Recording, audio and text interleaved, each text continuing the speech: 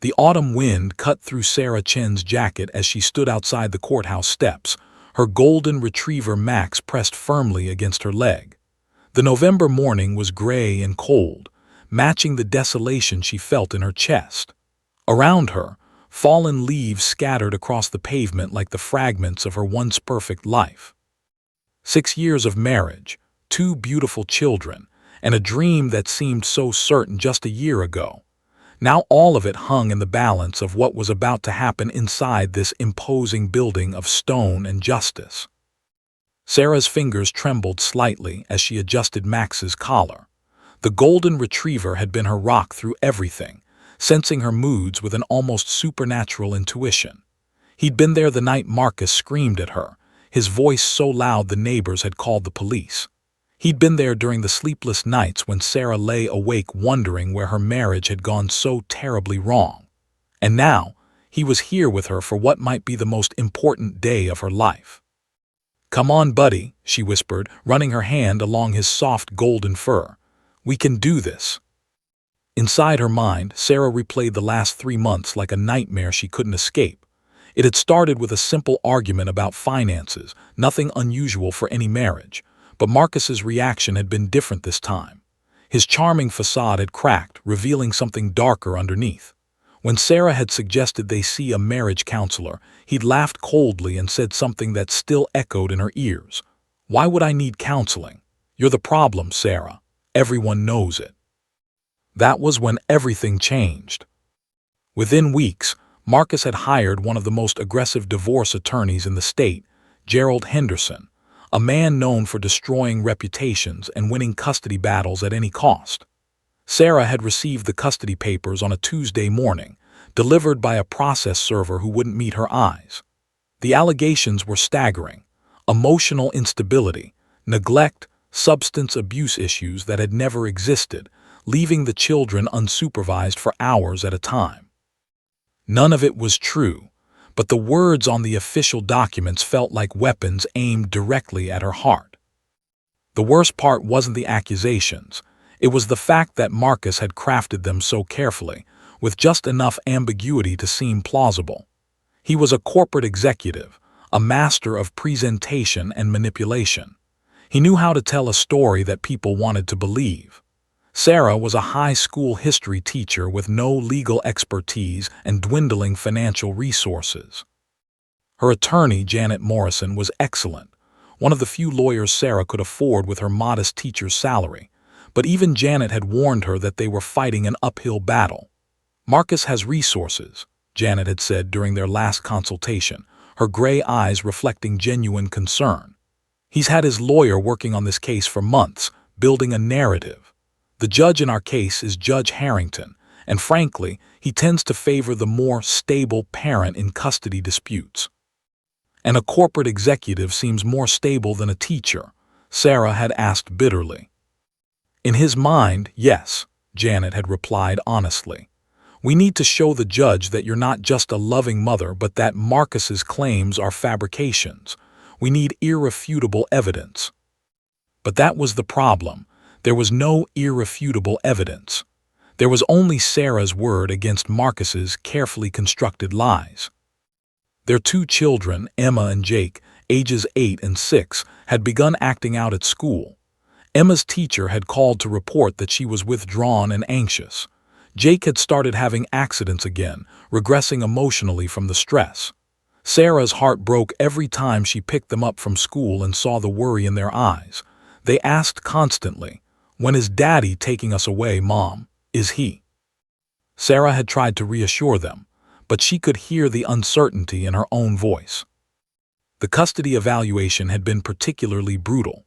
A court-appointed psychologist had spent 3 hours interviewing Sarah, observing her with the children, and reviewing the case file loaded with Marcus's allegations.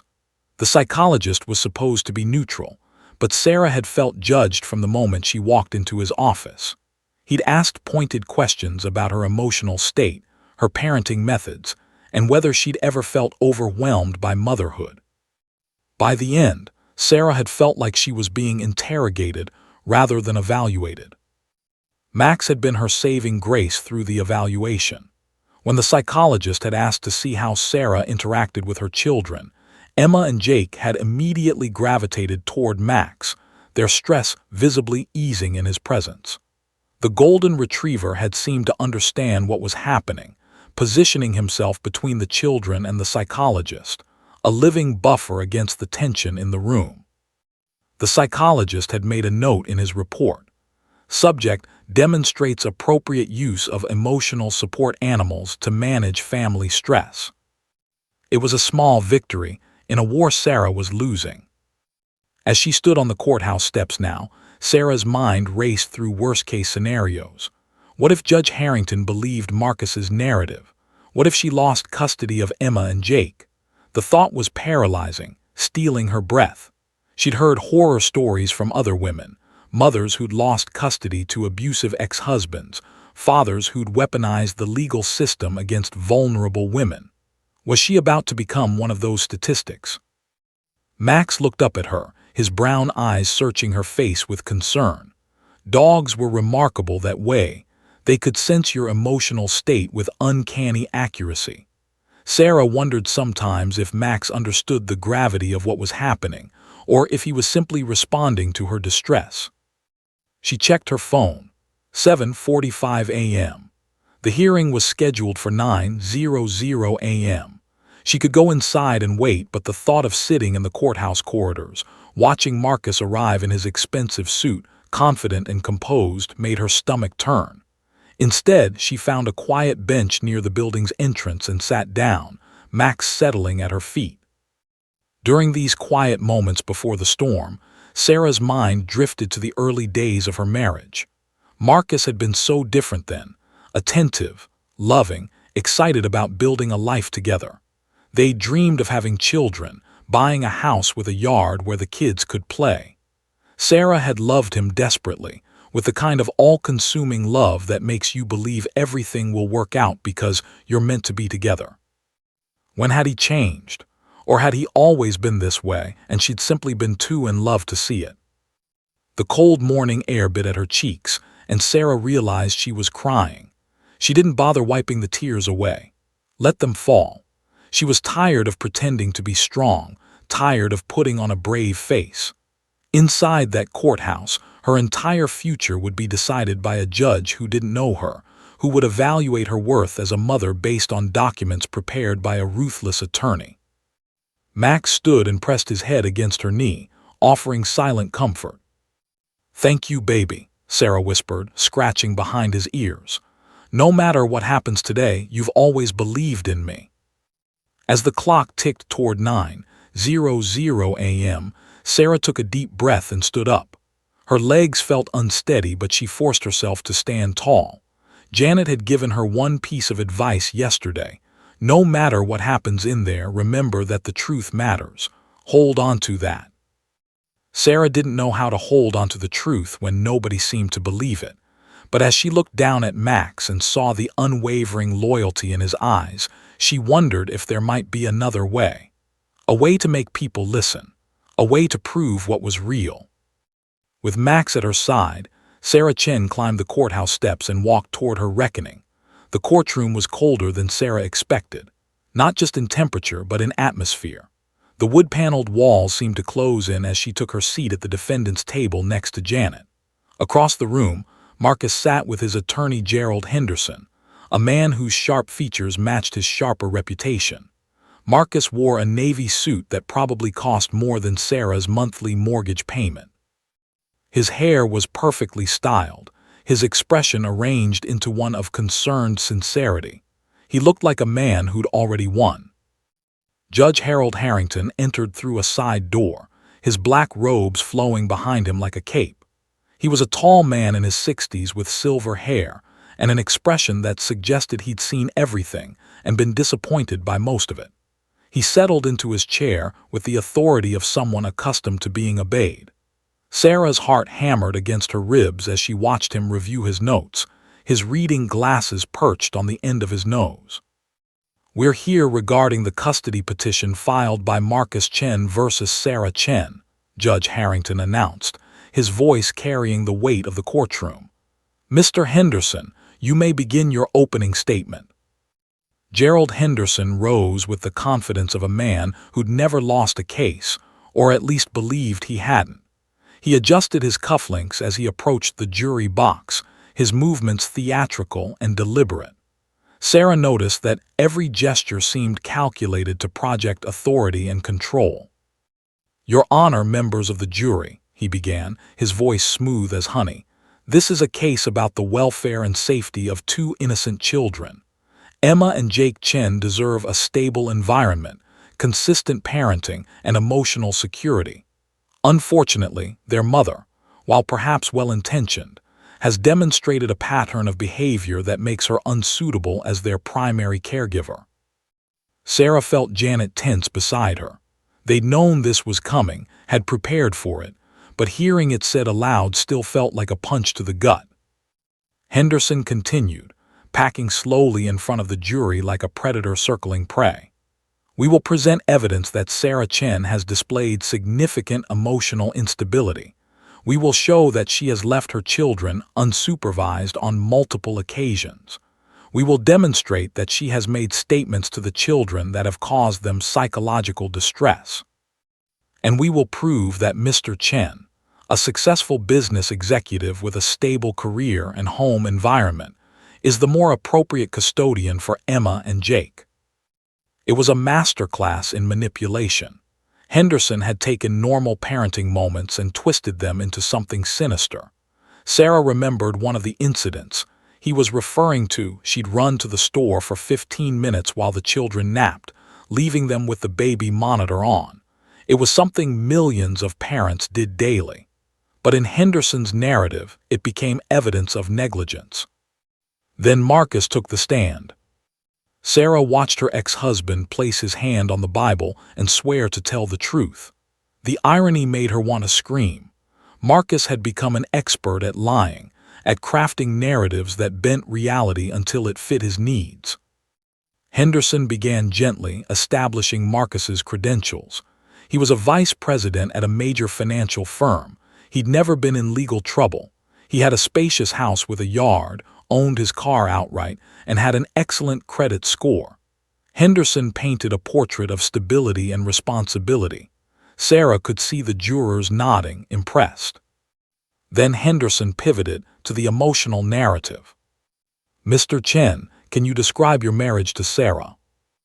Marcus paused as if struggling with difficult emotions. It was a performance worthy of an Oscar.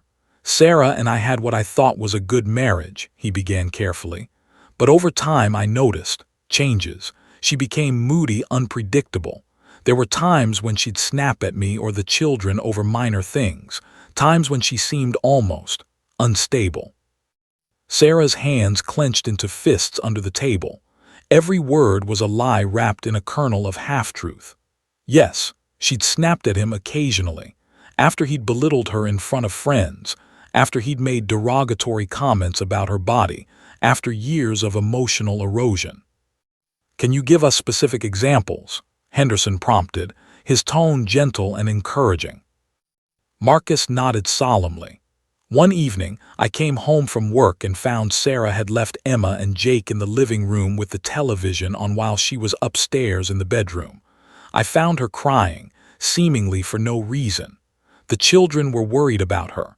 It was clear she wasn't emotionally present." Sarah wanted to stand up and scream that she'd been having a panic attack brought on by his constant criticism, that she'd only stepped away for 10 minutes, that the children were perfectly safe watching cartoons.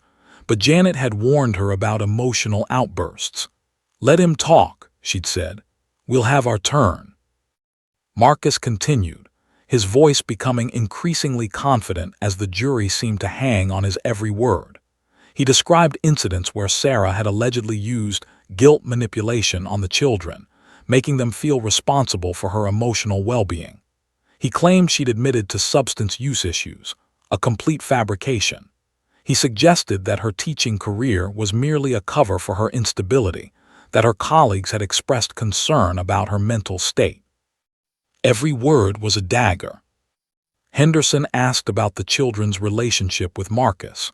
"I'm their father," Marcus said, his voice thick with emotion.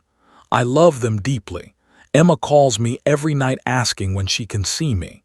Jake has started having nightmares because he's anxious about his mother's moods. These children need stability, and I can provide that." Sarah's eyes filled with tears. The children did call him, but only because he'd programmed them to, using guilt and manipulation. "Daddy misses you so much," he'd say, making it seem like their mother was keeping them from him, when in reality Sarah had never tried to prevent his contact. When Henderson finally finished his examination, Janet stood to cross-examine. She was excellent, sharp, methodical, and prepared. But even as she questioned Marcus's timeline and pressed him on specific claims, Sarah could see the jury's skepticism fatting. Marcus had been too prepared, too polished. He had answers for everything. When Janet challenged him on a specific date or incident, he'd pause thoughtfully and say something like, "I understand how that might have looked, but what was actually happening was." And then he'd reframe it in a way that made him look even more reasonable. It was insidious, it was brilliant, it was working. By the time the morning session ended, Sarah felt physically ill. She excused herself and went to the bathroom, locking herself in a stall and letting the tears come. She had to grip the edges of the stall to keep herself from collapsing. When she emerged, she caught her reflection in the mirror. She looked haggard, frightened, nothing like the composed, stable mother she knew herself to be. Meanwhile, Marcus looked like he just walked out of a spa. During the lunch break, Sarah sat with Janet in a small conference room, unable to eat despite the sandwich Janet had brought her. "He's lying," Sarah said, her voice barely a whisper. "Everything he said was a lie." "I know," Janet said gently, "but the jury doesn't know that yet. We'll present our case this afternoon. We have character witnesses, documentation." "It doesn't matter," Sarah interrupted. "Did you see how they looked at him? They believe him, they think I'm unstable, they think I'm a bad mother." Janet didn't respond immediately, which was somehow worse than any denial would have been. Sarah excused herself and stepped into the hallway. The courthouse buzzed with activity, lawyers in suits, clerks with files, people whose lives were being decided in rooms just like the one she'd been sitting in. She found a quiet corner and called her neighbor, Mrs. Patterson, who was watching Emma and Jake. "How are they?" Sarah asked, her voice breaking. "They're fine, dear. We're making cookies. Emma asked when you'd be home." Sarah couldn't answer. How could she explain that their entire world might be about to fall apart? That a judge was sitting in a room deciding whether they'd continue to live with their mother or be taken away to live with the father who'd been systematically manipulating them. As she hung up the phone, Sarah felt something shift inside her. Desperation, determination, a spark of defiance. She had one option left, and it was risky. It was unconventional. It might backfire spectacularly. But as she walked back into the courtroom and saw Marcus's confident smirk, she knew she had nothing left to lose. She looked toward the back of the room where Max sat, a living symbol of loyalty and truth. And in that moment, Sarah made a decision that would change everything. The afternoon session began at 2:00 p.m. sharp. Sarah sat rigidly in her chair, her palms damp despite the cool courtroom air. Janet had just finished presenting her opening statement, which had been competent and thorough, but lacked the visceral emotional impact of Henderson's performance. Now it was Sarah's turn to take the stand. She stood on shaky legs and made her way to the witness box, acutely aware of every eye in the room tracking her movement. As she took her oath to tell the truth, her gaze drifted to the back of the courtroom where Max sat in his designated area. The golden retriever seemed to sense her anxiety. He shifted slightly, his ears perking up as if he could feel her desperation across the distance. Sarah drew a breath, trying to calm her racing heart. Janet began with softball questions, establishing Sarah's background as a teacher, her years of experience working with children, her commitment to her own kids. Sarah answered carefully, aware that every word was being evaluated and judged. She talked about Emma's love of reading, about Jake's infectious laugh, about the morning routines and bedtime stories and the countless small moments that made up motherhood. But she could feel the jury's indifference. They'd already heard Marcus's version. They'd already decided what kind of mother she was. Then Janet guided her toward the more difficult territory. "Sarah, Mr. Chen's attorney alleged that you left your children unsupervised. Can you address that?" Sarah explained about the baby monitor, about how briefly she'd been gone, about how this was something parents did constantly. Her voice sounded weak even to her own ears. She was defending herself, but in doing so, she was playing Marcus's game. She was asking for permission to be a good mother, asking the jury to believe her version of events. It wasn't working. Then Gerald Henderson stood for his cross-examination, and Sarah felt her stomach drop. He approached her with a predatory smile that didn't reach his eyes. "Ms. Chen," he began, his tone dripping with false sympathy, "you seem like a caring mother. I don't doubt your love for your children. But love isn't always enough, is it? Sometimes our emotional issues interfere with our ability to parent effectively." "I don't have emotional issues," Sarah protested, but her voice wavered. "Haven't you experienced panic attacks?" Henderson asked, consulting his notes as if he didn't already know the answer. "During the divorce process, yes, that's normal. During multiple episodes. You've withdrawn from your children while experiencing these episodes, haven't you?" "I needed a few minutes." "A few minutes," Henderson repeated, turning to face the jury meaningfully. "And during those minutes, 2 young children were left without parental supervision, unsure what was happening with their mother. Can you imagine how frightening that would be for an 8-year-old? Sarah felt tears rising in her throat. "It wasn't like that. I was never gone long and—" "Just yes or no, Ms. Chen. Your children were unsupervised." "Technically, but—" "Thank you. Now, isn't it true that you've discussed your feelings with your children in ways that might burden them emotionally?" The questions continued, each one designed to twist her words, to make normal parenting sound like negligence, to paint her as emotionally unstable. Henderson was a master at it. He'd establish a false premise and then ask her to confirm details within that framework. If she said yes, it supported his narrative. If she said no, she looked defensive and evasive. By the time he finished, Sarah felt completely demolished. She'd been picked apart, her motivations questioned, her love for her children used against her. She looked like exactly what Marcus had described, an unstable woman struggling with her emotions. As Sarah stepped down from the witness stand, she caught Henderson's slight nod of satisfaction. He'd won this round and everyone knew it. Janet presented character witnesses over the next hour, Sarah's principal, 2 fellow teachers, her childhood best friend. They all spoke glowingly of Sarah's character, her dedication, her kindness. But their testimonies felt like whispers against Henderson's roar. The jury seemed polite but unconvinced. Sarah sat in her chair, feeling the weight of impending loss. This was it. She was losing. In a matter of hours, Judge Harrington would likely grant Marcus primary custody. Emma and Jake would spend most of their time with a man who was manipulating them, who used them as weapons, who'd been systematically lying to destroy their mother. It was unbearable. It was unacceptable. Around 4:30 p.m., as the afternoon session was winding down, Judge Harrington announced a brief recess before closing arguments. Sarah sat motionless as the courtroom slowly emptied. Janet was reviewing documents, preparing her closing statement. Marcus and Henderson conferred in hushed tones on the other side of the room, clearly confident in their position. Sarah's eyes drifted to Max. The golden retriever was watching her intently, as if he understood the gravity of what was happening. Their gazes locked across the distance of the courtroom.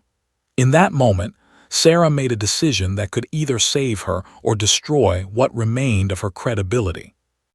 For the past 3 months, while preparing for this custody battle, Sarah had been working with a dog trainer named David Chen, no relation to her ex-husband.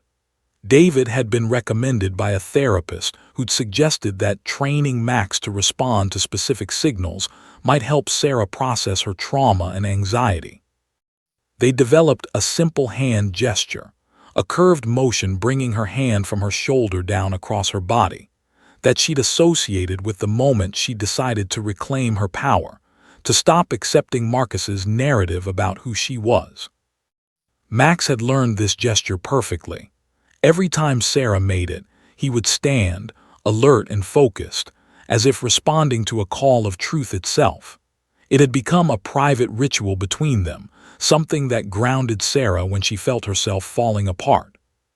But what Sarah was about to do now was far more significant than a therapeutic exercise. She was about to use Max in a way that was legally risky, ethically questionable, and potentially brilliant.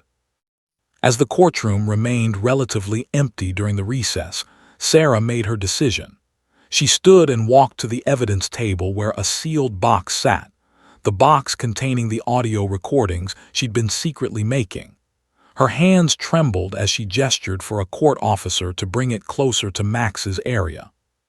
The officer, looking confused but compliant, moved the box to the edge of the designated animal area.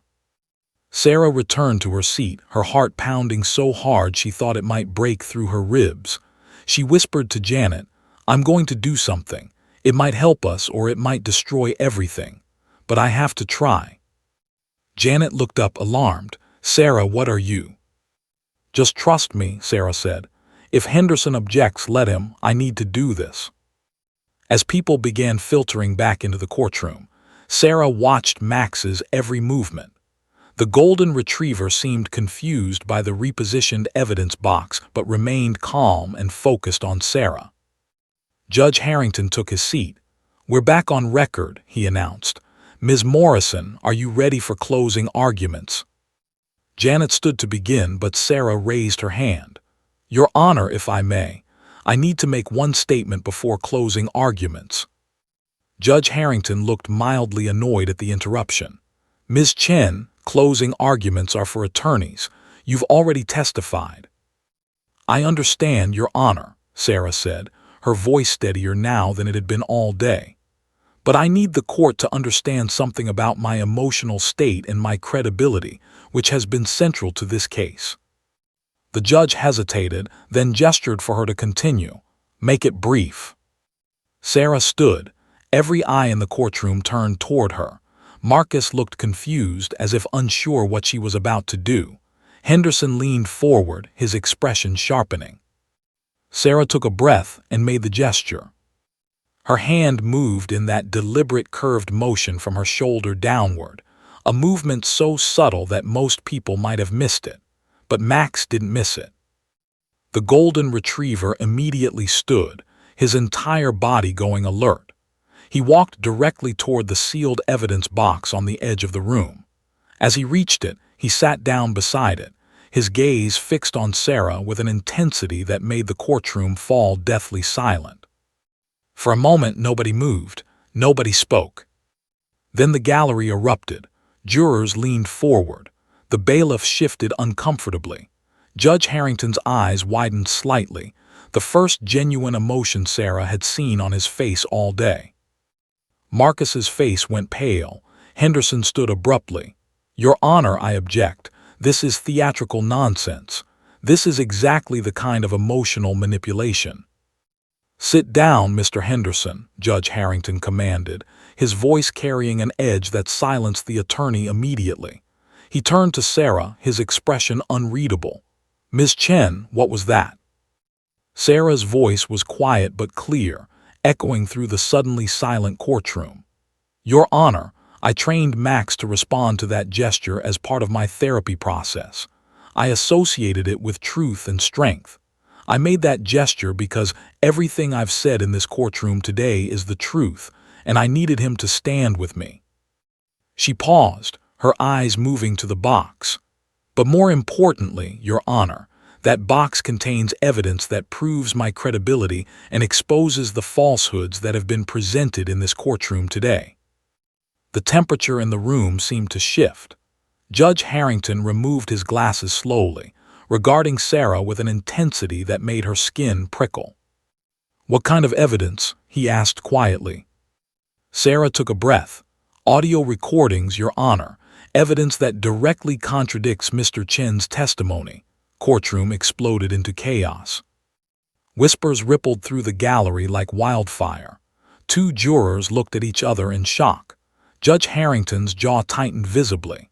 Gerald Henderson's face turned a deep shade of red as he jumped to his feet, his earlier composure completely shattered. "Your Honor, this is absolutely inappropriate," Henderson shouted, his voice trembling with barely controlled fury. "This is clearly a setup, a manipulation tactic designed to prejudice the jury against my client. The defendant has just admitted to secretly recording conversations without consent, which may itself be illegal. I demand." "Sit down, Mr. Henderson," Judge Harrington interrupted, his tone brooking no argument.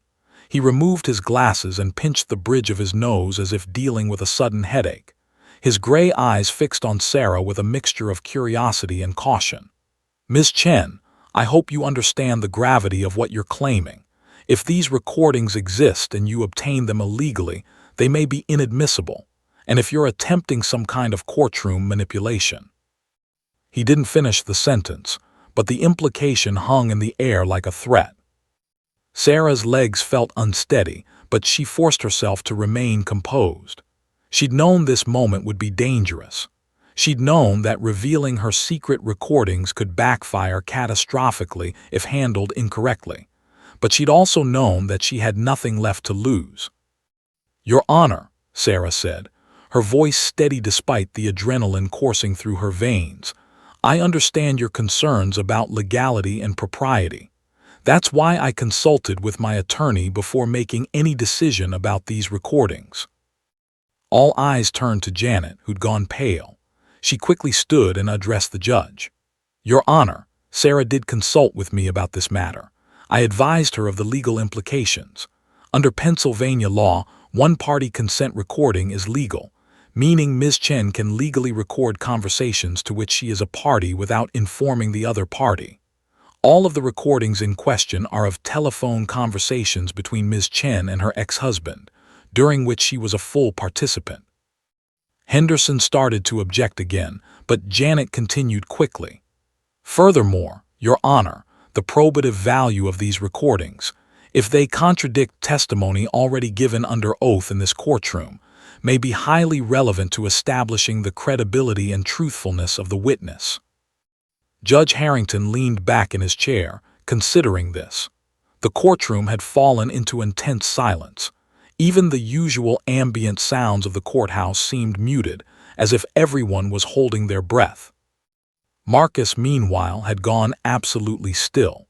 He sat motionless at the defendant's table, his face drained of color.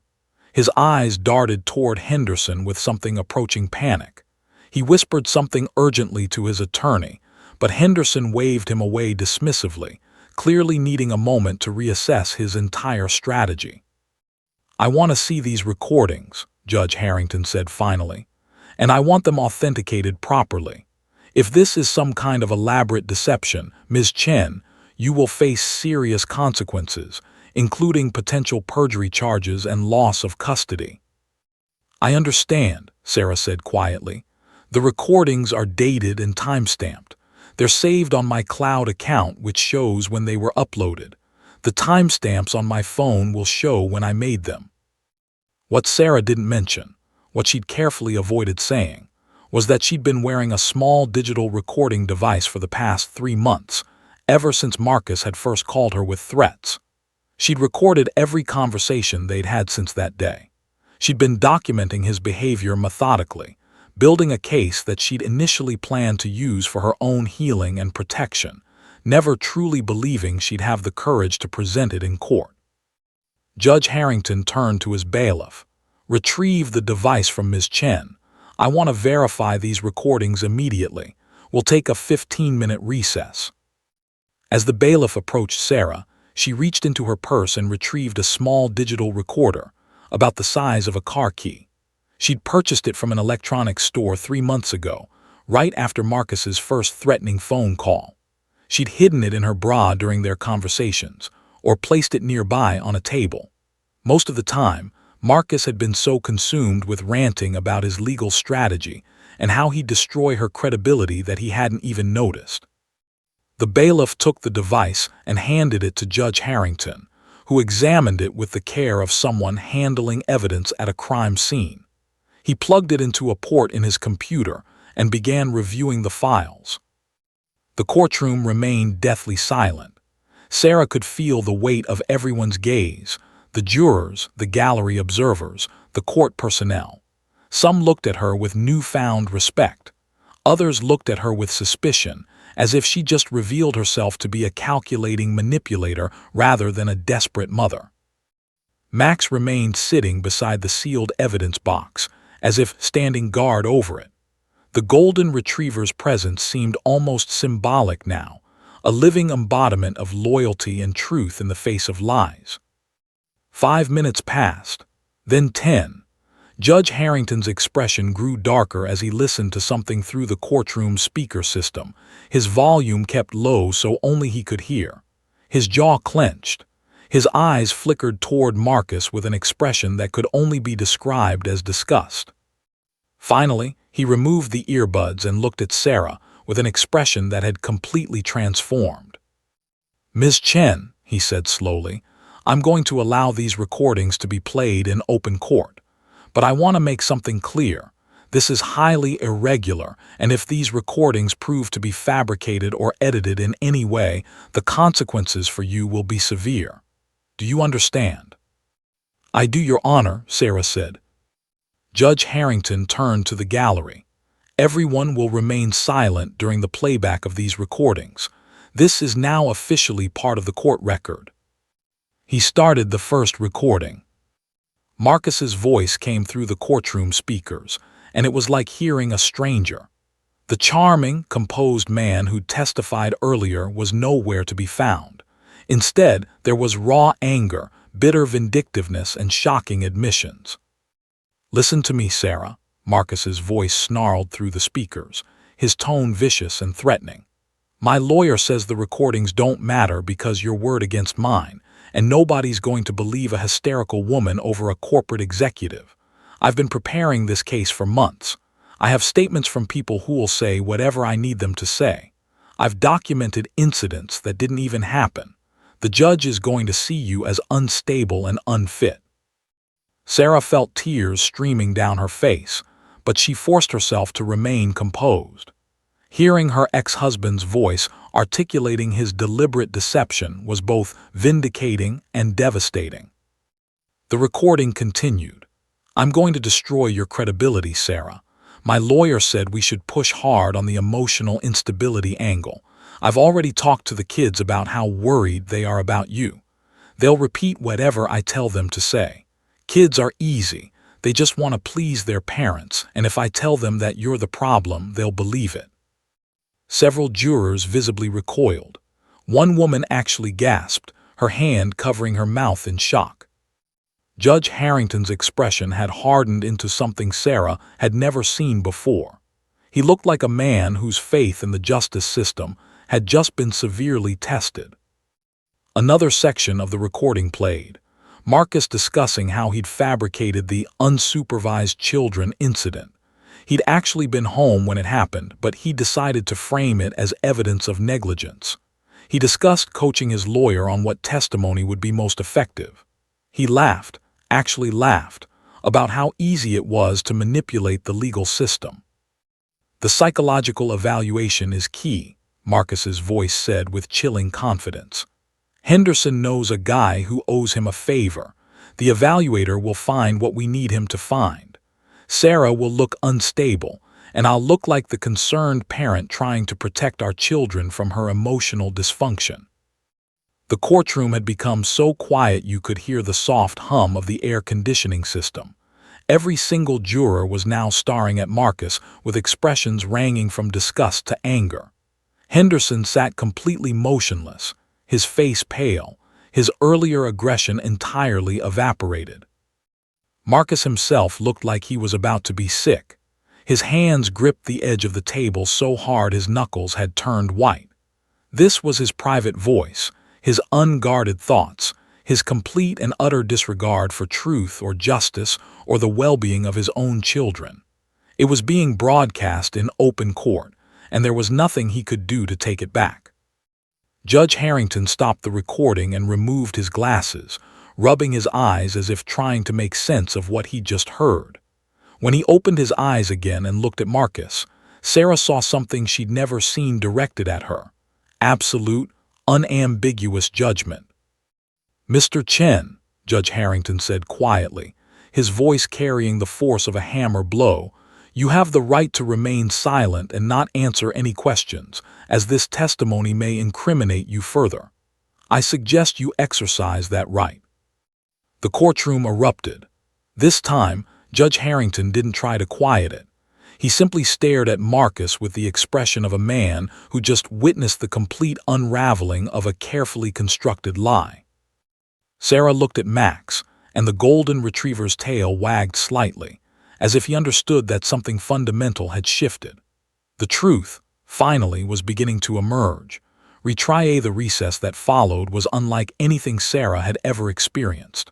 The courtroom erupted into controlled chaos as Judge Harrington called for order, and then immediately declared a 30-minute break.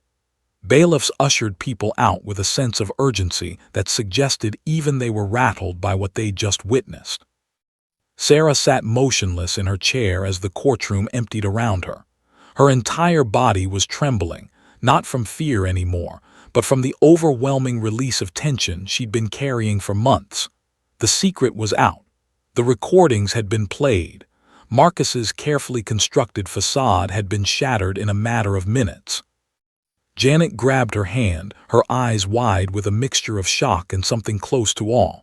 "Sarah, do you understand what just happened? Do you realize what you've done?" Sarah could only shake her head, afraid that if she tried to speak, she'd dissolve completely. "You've won," Janet said simply. "The case is over." Judge Harrington's expression. "I've never seen a judge look at a witness with that much contempt. Marcus is finished." But Sarah's mind was already moving ahead. There was still more evidence. The recordings had been devastating, but they were only part of the story.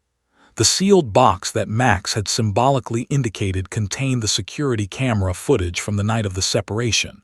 Footage that would corroborate her account of Marcus's behavior and disprove his carefully constructed narrative about what had actually happened. Across the courtroom, a very different scene was unfolding. Marcus sat with his head in his hands while Gerald Henderson paced frantically, his phone pressed to his ear. Sarah caught fragments of their conversation. Criminal charges. Fraud. Bar association. Henderson's face was a mask of professional disaster. His reputation, his case, his entire strategy had imploded in real time. During the break, Sarah excused herself and went to the bathroom. In the privacy of a stall, she finally allowed herself to cry, great, heaving sobs of relief and vindication and exhaustion. She'd been holding this in for so long, pretending to be strong, pretending that Marcus's lies didn't cut her to the core. Now, finally, she could acknowledge the toll it had taken. When she emerged, Janet was waiting with tissues and a grim smile. "Your ex-husband's attorney just asked for an emergency consultation with the judge. I suspect we're about to see a significant development." Sure enough, when court resumed, Judge Harrington called both attorneys to the bench for a private conference.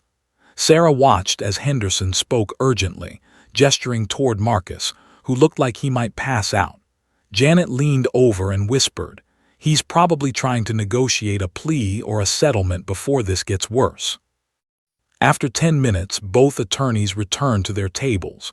Gerald Henderson looked like a man whose entire world had collapsed. Marcus looked worse. His face was ashen, his breathing shallow. Judge Harrington addressed the courtroom. "Due to new evidence presented in this proceeding, we will now review the contents of the sealed evidence box referenced earlier. Ms. Chen, please come forward and explain what's in this box." Sarah stood on shaky legs and approached the evidence table. With Janet's guidance, she opened the sealed box and retrieved the backup drive containing the security camera footage. Her hands were steady now, her voice calm. She'd prepared for this. "Your Honor," Sarah began, "this drive contains security footage from the night Marcus and I separated, approximately 8 months ago. The footage is from 3 separate camera angles covering our home's interior and exterior. This was the night Mr. Chen claims I was emotionally unstable and neglectful. The footage will show what actually occurred that evening." Judge Harrington nodded for her to proceed. A court officer set up a laptop, and the security footage began playing on a large monitor visible to the judge, jury, and gallery. The video showed the interior of Sarah and Marcus's home. It was time-stamped at 7:43 p.m. Emma and Jake were in the living room, dressed in pajamas and eating dinner. Sarah appeared on screen, speaking calmly to the children about their day at school. Everything was normal, peaceful, domestic. Then Marcus arrived home. His demeanor changed immediately as he walked through the door. The footage showed him checking his phone, his expression darkening. He looked toward the kitchen, where Sarah was cleaning up. Even without audio, his body language screamed hostility. Sarah watched the jury's faces as they observed what happened next. Marcus approached Sarah in the kitchen. He began gesturing animatedly, his face flushed with anger. Sarah backed away from him. He continued his tirade, pointing at her accusingly. Sarah held up her hands in a defensive posture, clearly trying to de-escalate. Then Marcus grabbed the dinner plates from the counter and hurled them across the kitchen. They shattered against the wall. The gallery gasped. One juror covered her mouth.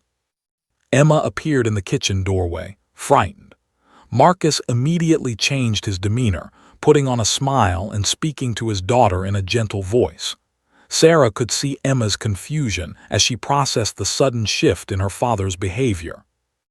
The footage continued, showing Marcus spending the next hour with the children, reading stories and tucking them into bed. He was the perfect father, patient and loving and engaged. But the moment he left their room, his expression shifted back to anger.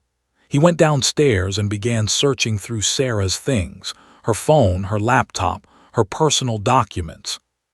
Then came the section that would destroy any remaining sympathy for Marcus. The footage showed Marcus in the study, on a video call with Gerald Henderson.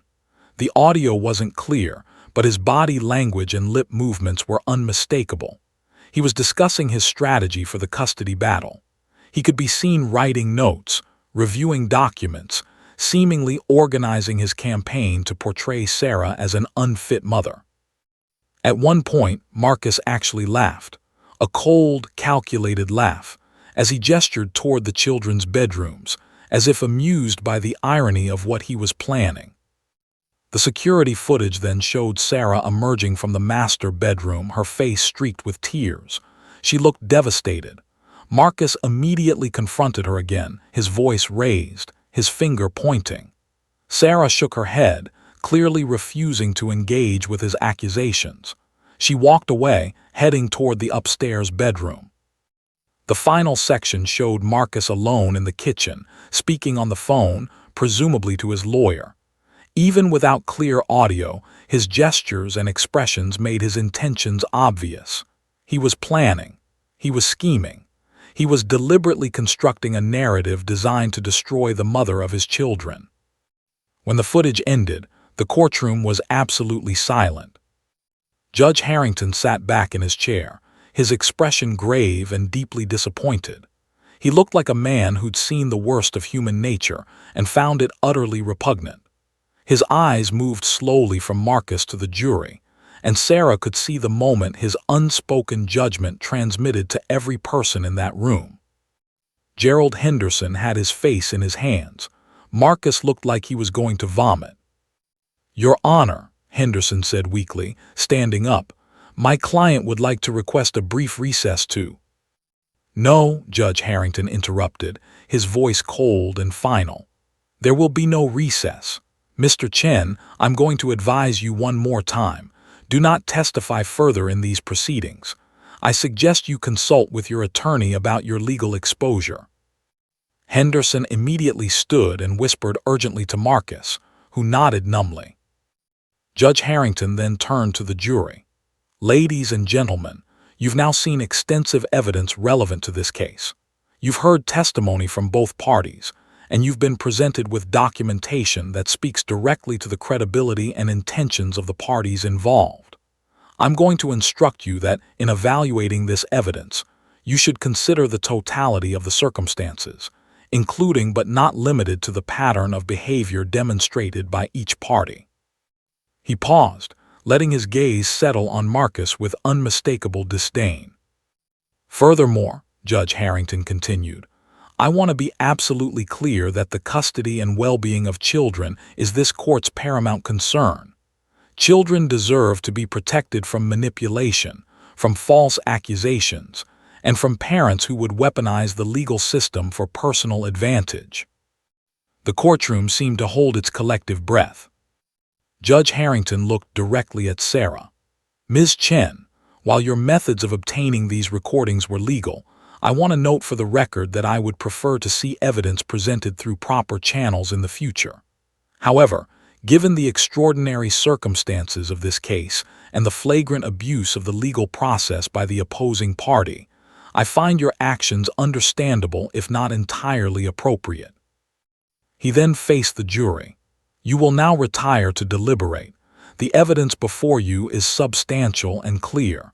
I trust you will reach a just verdict that protects the interests of Emma and Jake Chen. As the jury filed out, Sarah sat in stunned silence. It was over, not in the way she'd expected, but the outcome was suddenly, undeniably clear. Marcus sat motionless, his entire world collapsing around him. The successful corporate executive, the charming manipulator, the man who'd spent months carefully constructing his campaign of lies, was finished. Max, still sitting beside the evidence box, seemed to understand. His tail wagged slowly, as if acknowledging that truth had finally prevailed. The jury deliberation lasted exactly 47 minutes. Sarah sat in the courtroom hallway with Janet, unable to eat or drink or even sit still.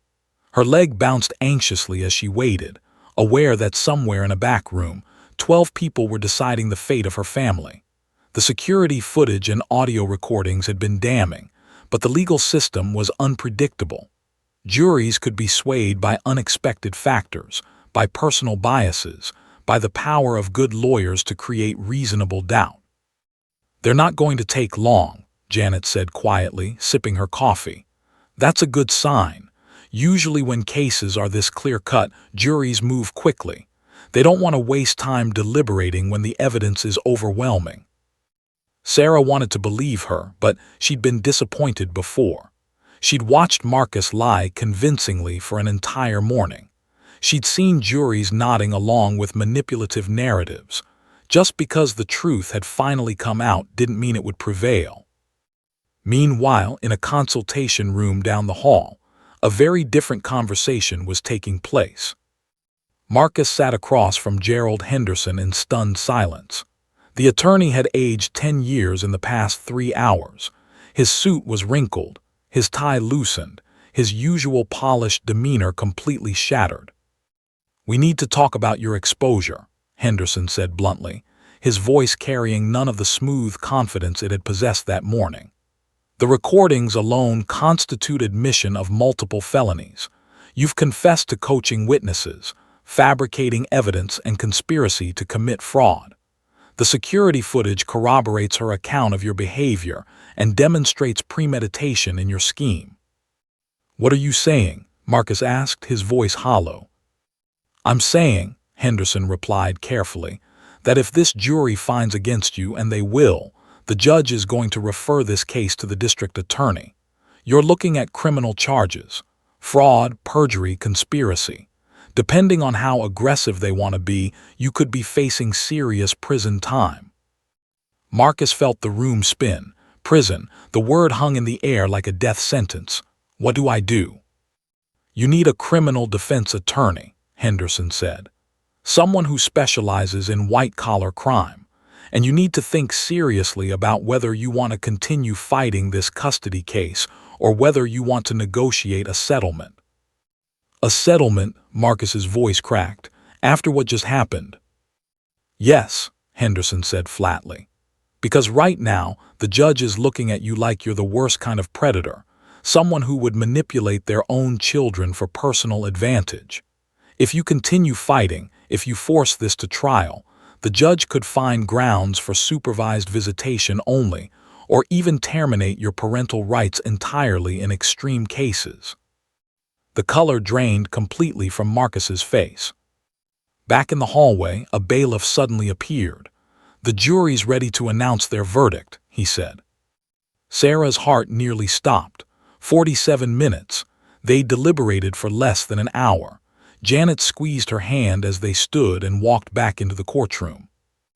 The courtroom was already filling with observers. Word had spread throughout the courthouse about the dramatic developments in this custody case. Sarah could see reporters with notebooks, legal students watching for educational value, other attorneys curious about how this unusual situation would conclude. Judge Harrington entered and took his seat. His expression was grave but satisfied, as if he approved of what he was about to witness. "The jury has reached a verdict," he announced. "Bailiff, please bring in the jury." The 12 jurors filed back in, and Sarah searched their faces for any indication of their decision. But they'd clearly been instructed to remain neutral, and they gave nothing away. "Jury foreman, have you reached a verdict?" Judge Harrington asked.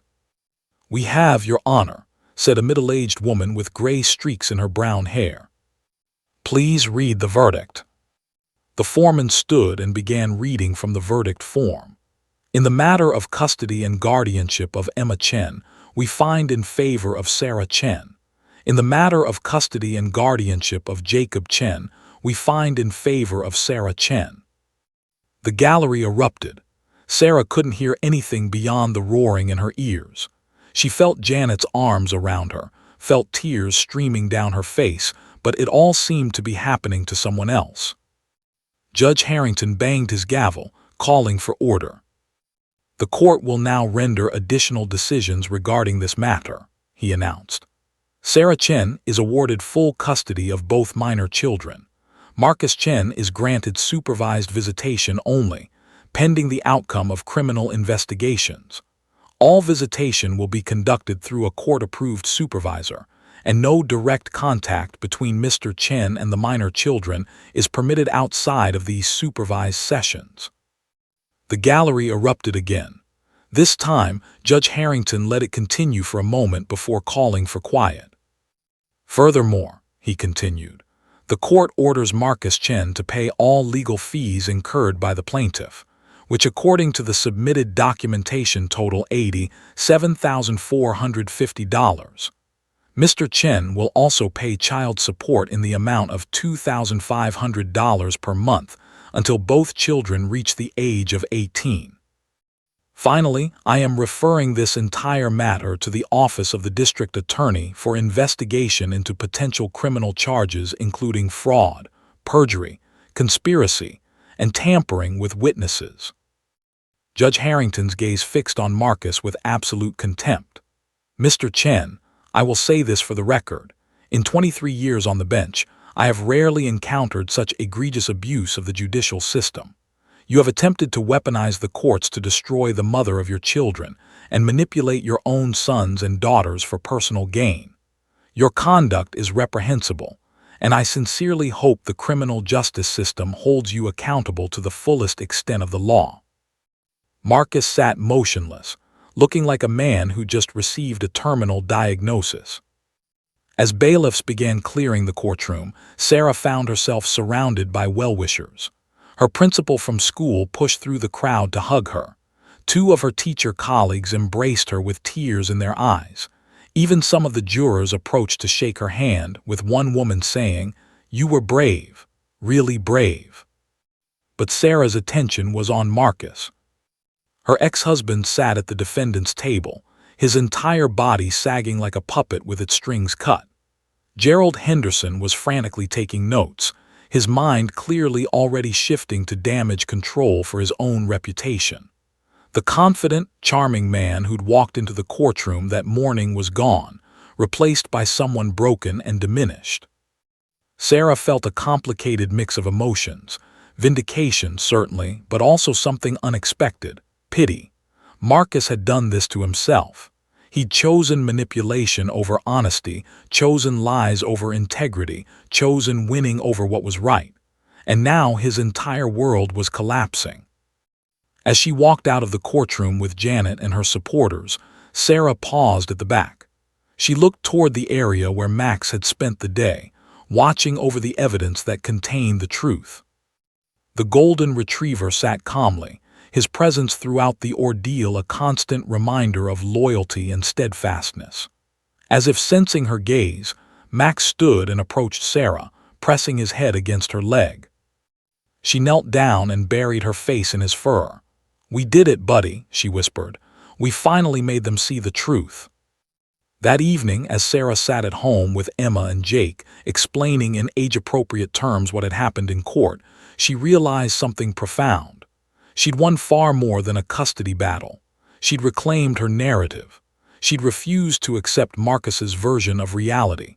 She'd stood up and said, "No, this is not who I am," and she'd backed it up with evidence and courage. The legal battle was over, but the real work, healing her children, rebuilding her life, moving forward, was just beginning.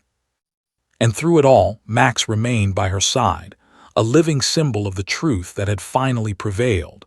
The news broke at 6:47 p.m. that evening. By 7:15 p.m., Sarah's phone was exploding with messages.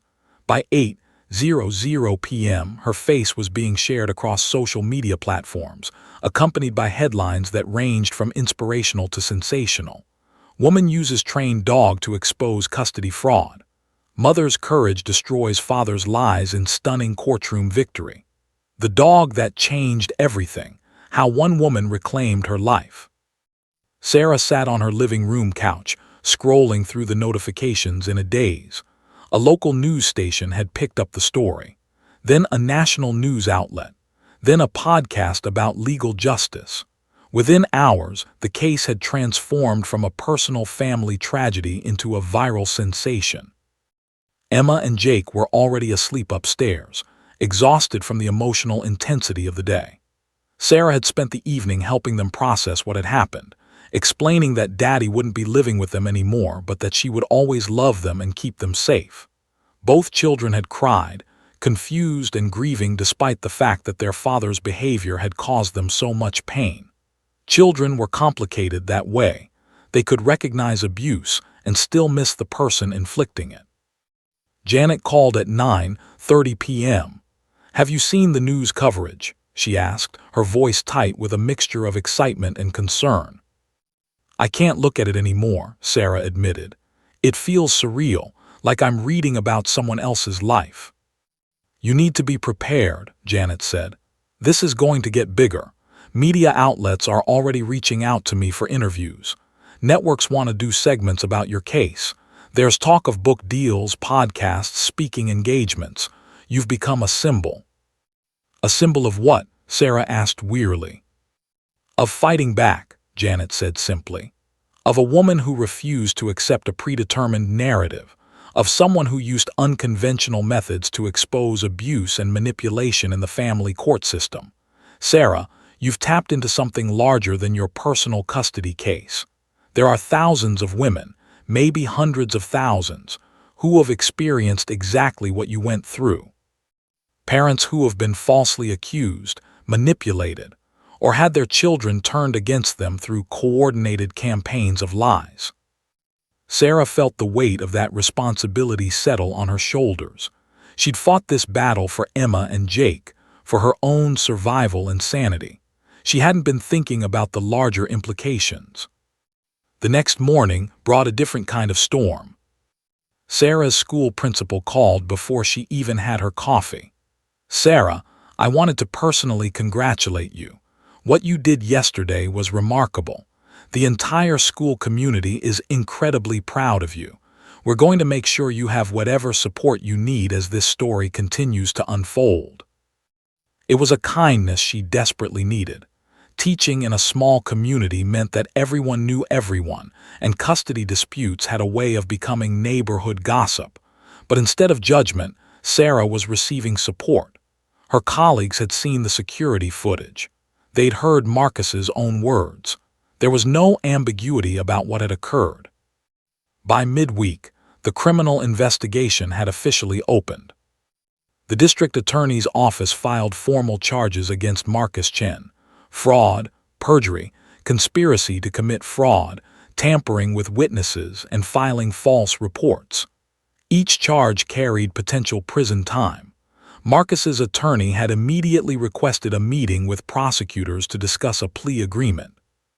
But the legal consequences for Marcus extended far beyond criminal court. His employer, a prestigious financial firm where he'd been a vice president, announced his immediate termination.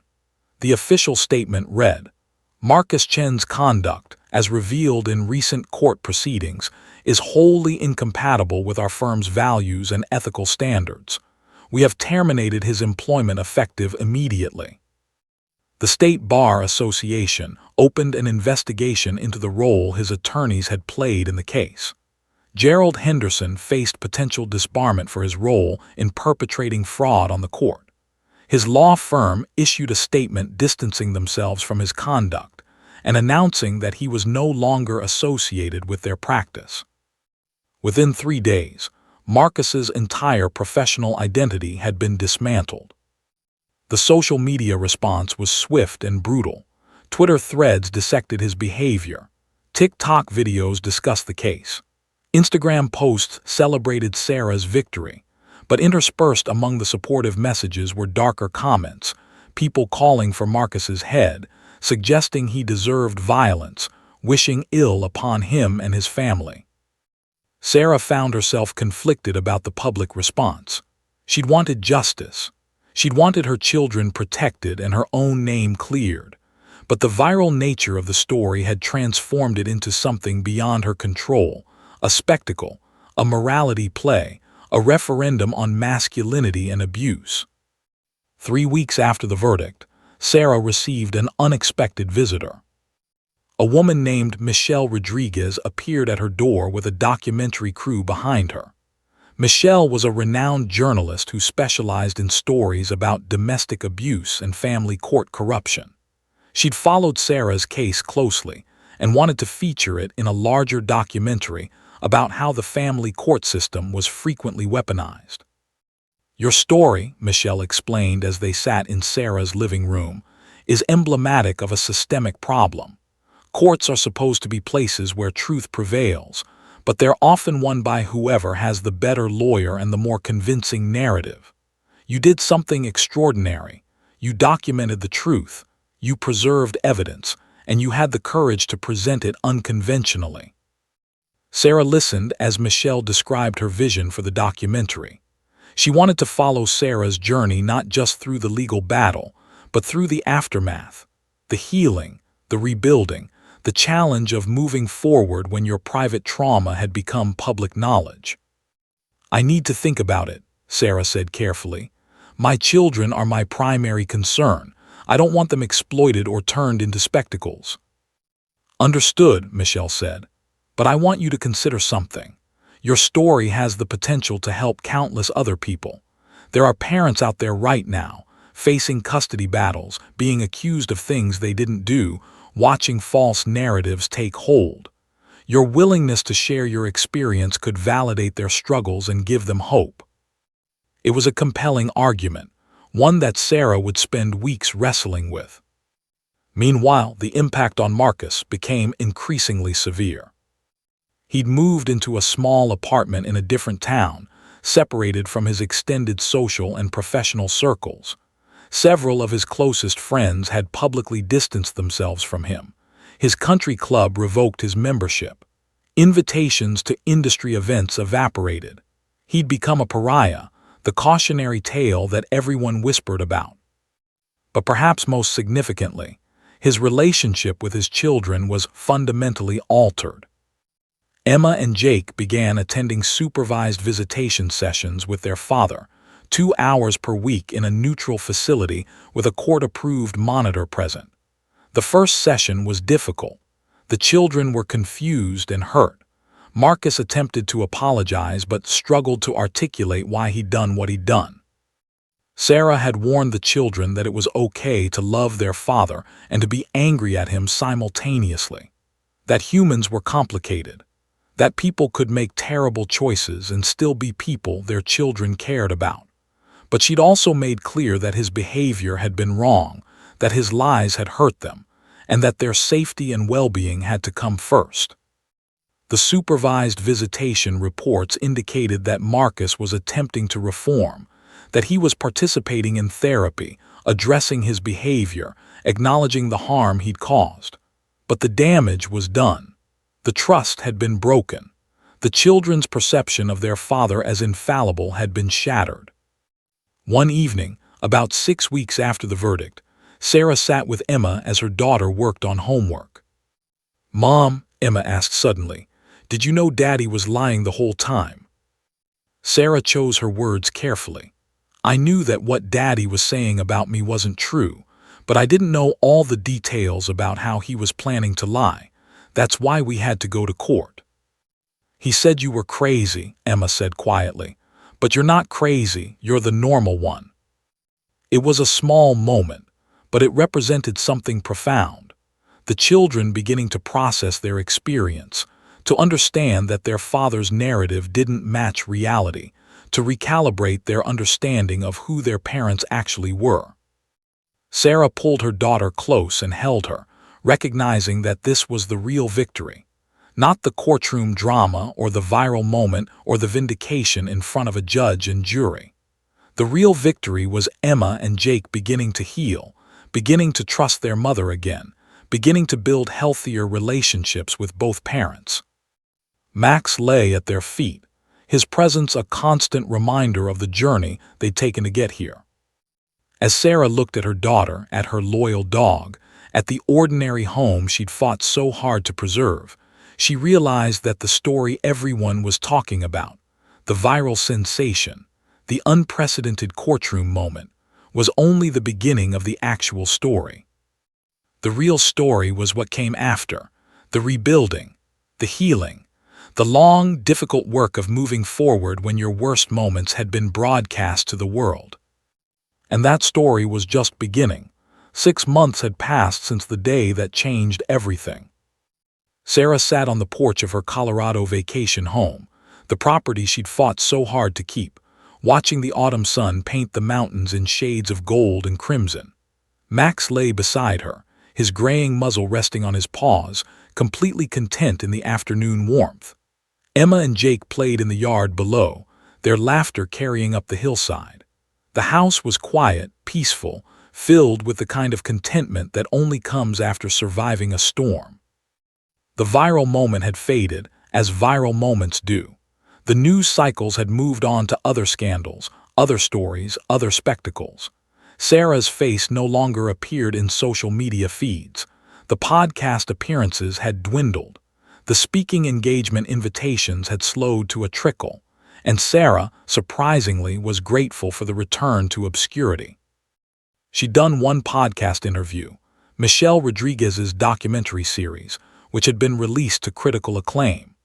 The 4-part series, titled Truth and Justice, The Sarah Chen Story, had won several awards and had indeed helped countless other parents recognize patterns of manipulation in their own custody disputes. Sarah's willingness to be vulnerable, to discuss not just her victory but the deep trauma of the experience, had resonated with viewers worldwide. But after that, she'd made a conscious decision to step away from the public narrative. Emma and Jake needed a normal childhood, not one defined by their parents' legal battle. They needed stability, consistency, and the space to process their experiences without cameras and microphones constantly present. The criminal case against Marcus had concluded 3 months ago. He'd accepted a plea agreement that included conviction on charges of fraud and perjury, with conspiracy charges dropped in exchange for his cooperation with prosecutors. He'd been sentenced to 18 months in federal prison, with an additional 3 years of probation following his release. The financial penalties, restitution, and fines totaled over $150,000.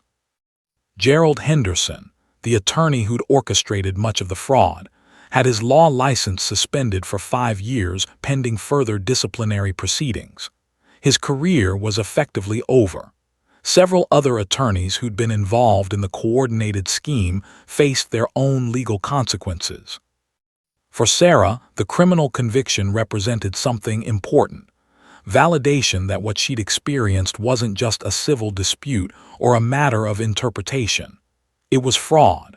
It was deliberate, calculated deception designed to manipulate the judicial system. Emma and Jake's relationship with their father had stabilized into something new, not the idealized parent-child relationship they'd had before, but something more honest and bounded. They saw Marcus during their supervised visitation hours, and while there was still love there, it was tempered by a realistic understanding of who he was and what he'd done. Marcus himself had undergone significant transformation. In prison, he'd participated in therapy and rehabilitation programs. His letters to the children, which Sarah carefully vetted before allowing them to read, demonstrated genuine remorse and a willingness to take responsibility for his actions. Whether that remorse was authentic or simply the result of facing consequences, Sarah couldn't determine. But for her children's sake, she encouraged them to engage with the possibility of his genuine desire to change. The supervised visitation supervisor had reported that Marcus was attempting to be a better father within the constraints of their limited time together. He didn't make excuses. He didn't try to manipulate the children or turn them against their mother. He simply tried to be present and honest, a modest goal, but a significant improvement from his previous behavior. Sarah's professional life had also undergone changes. After the documentary aired, she received multiple job offers from schools and educational organizations. She'd been invited to speak at professional conferences about recognizing manipulation and supporting students from high-conflict families. Universities had asked her to contribute to research studies about family court dynamics and trauma. Instead of pursuing these opportunities aggressively, Sarah had made a different choice. She continued teaching at her school, where she was beloved by students and colleagues. But she'd added a new role. She'd started a support group for parents navigating custody disputes, particularly those facing false allegations or abuse of the legal system. Every Thursday evening, parents gathered in the school's library, mothers and fathers from various backgrounds and circumstances, united by the experience of having their parenting questioned or attacked in court. Sarah facilitated discussions, provided resources, and most importantly, offered the perspective that came from having survived the worst of what the family court system could throw at you. The system assumes that parents lie, Sarah had explained to the group at last week's meeting. Both parents claim the other is dangerous, unstable, or unfit. The judge has to determine who's telling the truth. That's difficult when both sides have lawyers who are expert at making false narratives sound convincing. What helped me was documentation. If you can document what's actually happening, recordings, written journals, emails, videos, then you have something concrete rather than just your word against theirs. It wasn't a comfortable topic. It wasn't a comfortable role for Sarah to occupy, but it was meaningful. She received emails regularly from members of the group, people who'd successfully defended themselves in custody disputes, who'd used her advice to protect themselves from manipulation, who'd found strength in knowing they weren't alone. One evening, as Sarah was making dinner, Emma asked a question that had been percolating for months.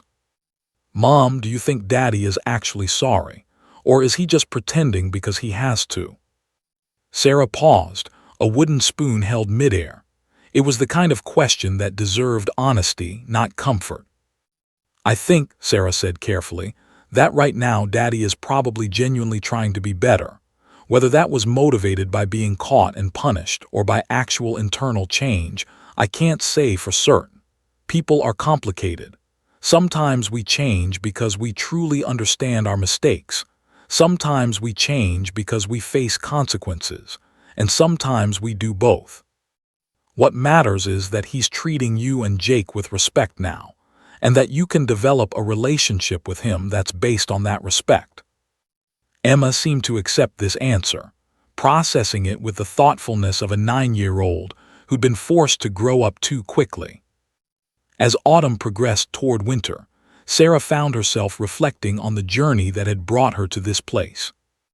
A year ago, she'd been sitting in a courthouse, terrified of losing her children, convinced that nobody believed her. She'd felt powerless, silenced, dismissed. The narrative had been written about her, and she'd seemed unable to rewrite it. But she'd refused to accept that narrative. She'd documented evidence. She trained her dog, initially for therapeutic purposes, but ultimately as a symbol of truth. And when the moment came, she'd had the courage to present that evidence in a way that couldn't be ignored. The courtroom victory had been dramatic, even spectacular. But the real victory was what came after, the slow, steady work of rebuilding her life, healing her children's trauma, and discovering that she had more strength and resilience than she'd ever known. Max had become something of a local celebrity. Children at school knew about the Truth dog, the golden retriever who'd stood by his mother's side during her greatest challenge.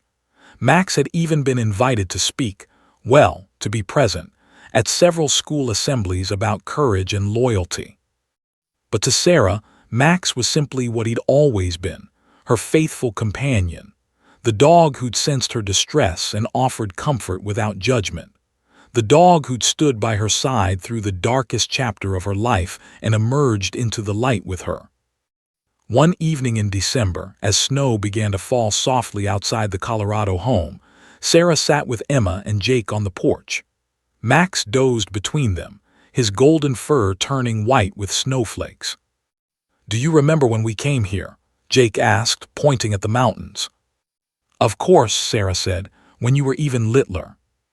"It was before everything got bad," Emma added quietly. "Yes," Sarah acknowledged. "But look at us now. We're here together, we're safe, we're happy, and we get to keep this place." She pulled both children close, with Max's warm body pressed against them. "The hard part is over," Sarah continued. "It's okay to remember that it was difficult. It's okay to feel sad about what happened, but we don't have to keep living in that sadness. We can move forward." As she looked out at the snow-covered mountains, at the home she'd fought so hard to protect, at her children and her loyal dog, Sarah realized something profound. The greatest victory wasn't the courtroom moment that had gone viral. It wasn't the criminal conviction or the vindication. The greatest victory was this: a family healing, a mother reclaiming her power, children learning that truth matters, and a loyal companion reminding everyone of what it means to stand steadfastly by someone you love. The story that had captivated millions online had been about a dramatic courtroom moment and a trained dog. But the real story, the one Sarah would carry with her forever, was about resilience, courage, and the unshakable bond between a mother and her children. As snow continued to fall softly around them, Sarah whispered a quiet thank you to the universe, to her support system, to Max, and most of all, to herself, for refusing to give up when everything seemed lost. The court case was over. The viral moment had faded, but the real victory, the one that mattered most, had just begun. The end.